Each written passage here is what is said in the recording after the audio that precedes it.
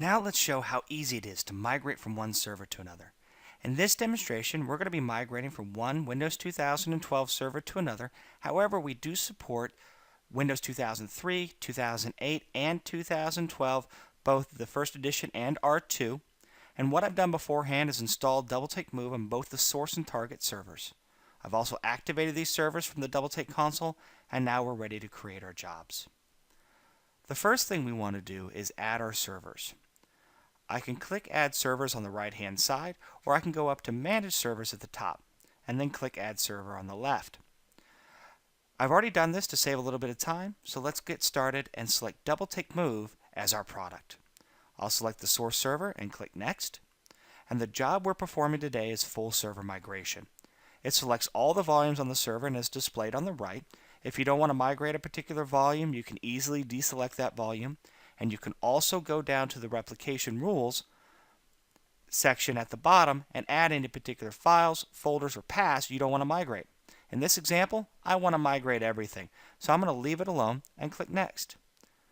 I can select the target server, and even if it wasn't there, I could find a new server and add that there too. Click Next, and we're at the Set Options page. You're going to see many job options available for the full server migration by double-take move, but we're only talking about a few here. For a detailed list of all the available job options, please speak with our sales team, and they're going to be happy to go through that with you and how it can suit your particular needs.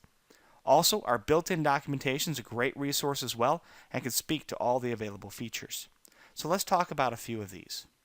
The first one I want to talk about is failover identity. This feature is going to allow you to fail over the IP address of the target server. However, if the target's on another network, we have the ability to keep that target IP address and update DNS records to direct everyone to the new address of the server once cut over.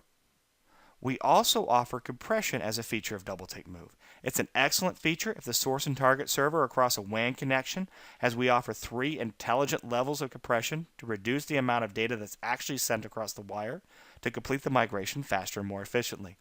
I can also set up bandwidth limits so we don't saturate the network and possibly impacting normal business operations. Once you have everything set up, simply click Next and you go to the summary screen. The summary screen is a pre-flight checklist which ensures your source and target servers are compatible for migrations and enough free space on that target to capture all the source's data. If we find any issues, we're going to show them here, and if you select that issue, we'll show you the details in the checklist item details below. There may even be a possibility we can correct the item for you on the spot. However, when you're ready to create that job, simply click Finish and the job will be created. Now we have our job and are taken to the Manage Jobs screen.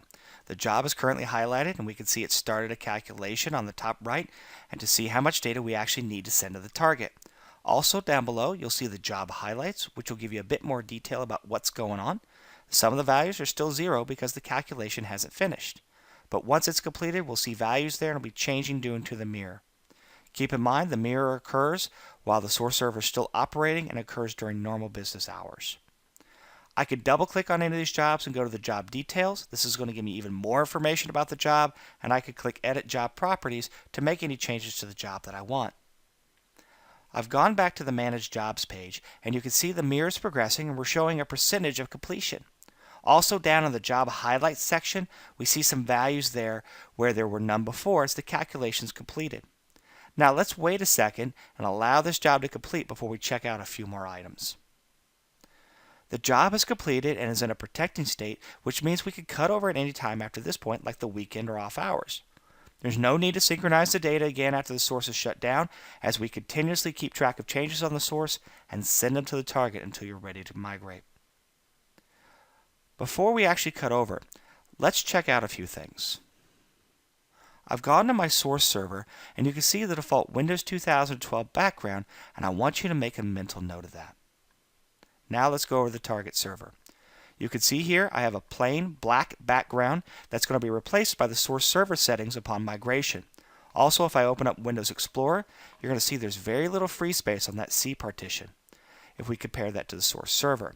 This is due to a folder called staging-ssm that we place on the target, as we can't overwrite some key folders until the migration occurs as they're in use on the target. Typically, this folder resides on the system partition, but we even have the ability to place that data on another volume. Now let's go back to that double-take console and click that cutover button. We'll click cutover again, and this is when the migration actually begins. What's happening now is the source server is being shut down to prevent further change, and then we start processing the data on the target to become the source. The source's identity is currently being migrated along with the operating system settings and applications and their settings. Finally, all the data that was in that staging-ssm folder is being moved to the correct location, freeing up the space that we temporarily used.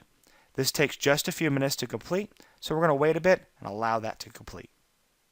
So the migration is completed, and if anyone was watching the time below, it only took about 15 minutes, and we have migration jobs that are even faster.